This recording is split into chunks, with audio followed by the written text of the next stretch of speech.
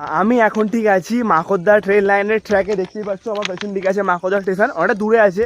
আর এদিকে হচ্ছে যে স্টেশনের ধারে বলছিলাম না যে এখানে রেল লাইনের ধারে ধারে গাছের এতে বাঁধ দিচ্ছে, তো দেখতেই পাচ্ছ এখানে বাঁধ দেওয়া হচ্ছে জেনারেটর সিস্টেমে। আর এখানে বলছিলাম যে খালটা পরিষ্কার করা হচ্ছে, দেখতেই পাচ্ছি আদা করছি।